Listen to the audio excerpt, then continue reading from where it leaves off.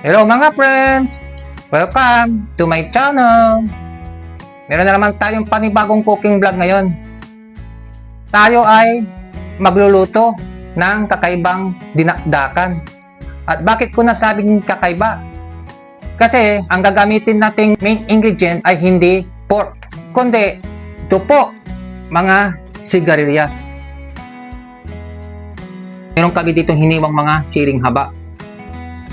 Meron din pong mga siling pula. Mga sibuyas. Maraming sibuyas, mas masarap ang dinakdakan.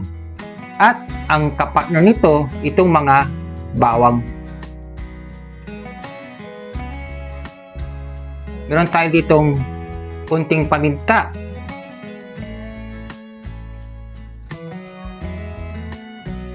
Katas ng kalamansi. Bali, 6 na piraso ng kalamansi ang ginamit namin dito mga friends. Okay? Meron din tayo ditong cane vinegar.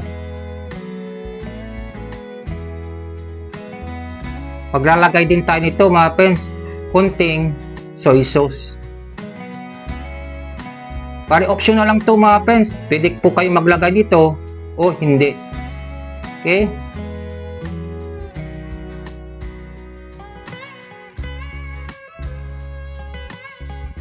Ito ang mahalaga sa paggawa ng dinakdakan. Itong mayonnaise. Kasi kapag wala to, hindi matatawag na dinakdakan. Maliban sa mayonnaise, ay maglalagay din tayo nito. Itong mga prinitong tokwa. Para may mga laman kahit papano itong ginagawa nating dinakdakan. O mga friends, magigisa na tayo. Umpisa natin sa mga bawang.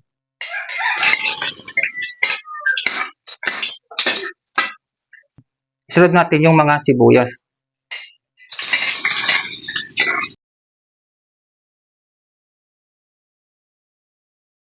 Ilalagay na natin yung mga sili. Haluin natin mga friends. Ilalagay na natin yung mga sigarilyas na hinugasan muna namin maigi at iniwa na maliliit. Saka nilaga namin para lumambot bago namin ilagay dito. Siya nga pala mga friends, yung mga first time na makapanood ng aming mga vlogs, ay huwag nyo naman kalimutang paki-like at paki-subscribe itong aming channel. Paki-share nyo na rin po at paki-hit yung notification bell para updated kayo sa parating pa naming mga panibagong vlogs. Okay? Tara, tuloy tayo sa ating niluluto na kakaibang dinakdakan. O yan mga friends, bali maglalagay na tayo ng kunting soy sauce.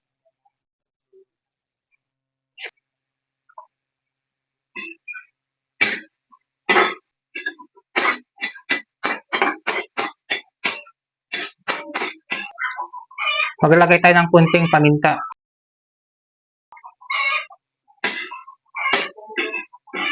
Haluin natin ulit.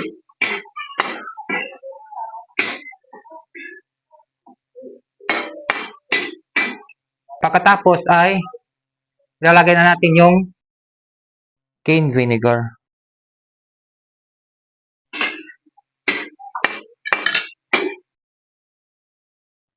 Isunod natin ilagay yung mga prinitong tukwa. Haluin na naman natin ulit mga friends. Mikos-mikos.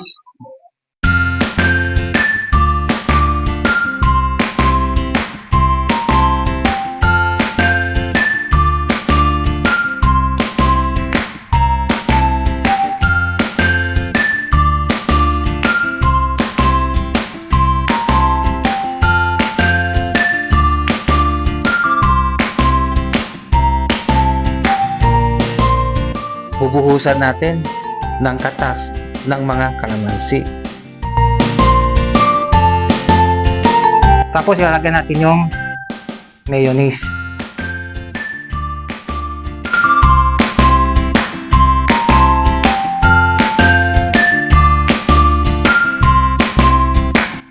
saka natin haluin.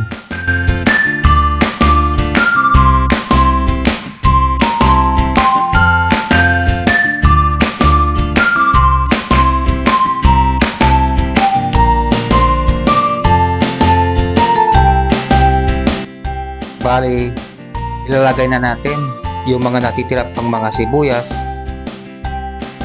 at yung mga sili.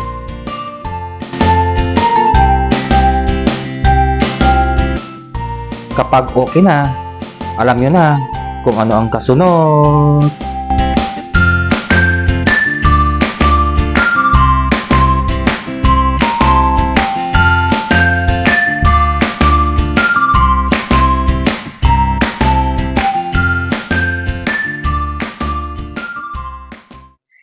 O mga friends, tara, tikman na natin yung niluto namin na kakaibang dinakdakan.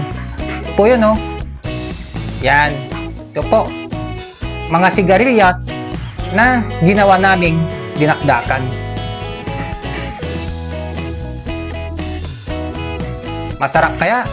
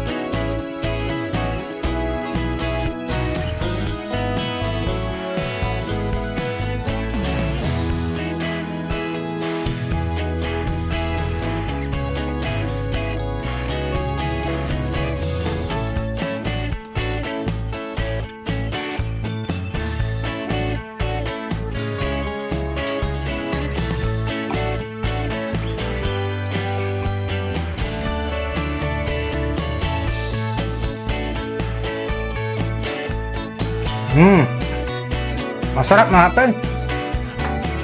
Kuha pa ako.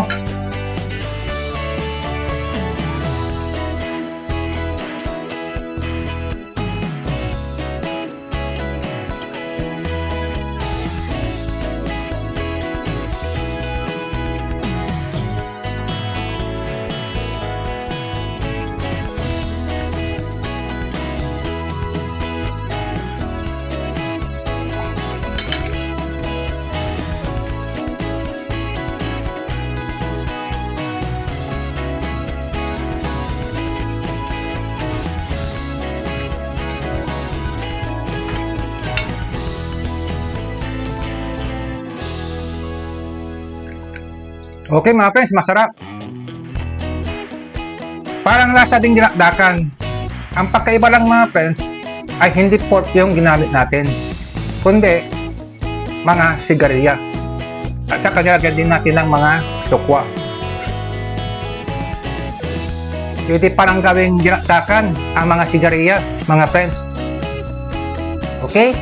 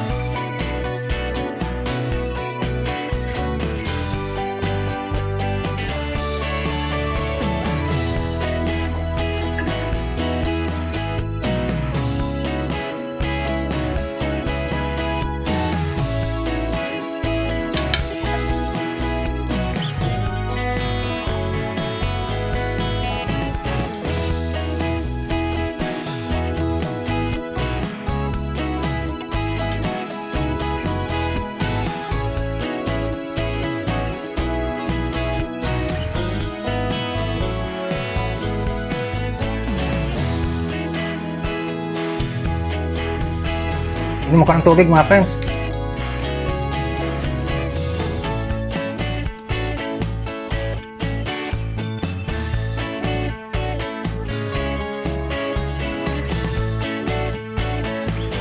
Okay na okay mga friends.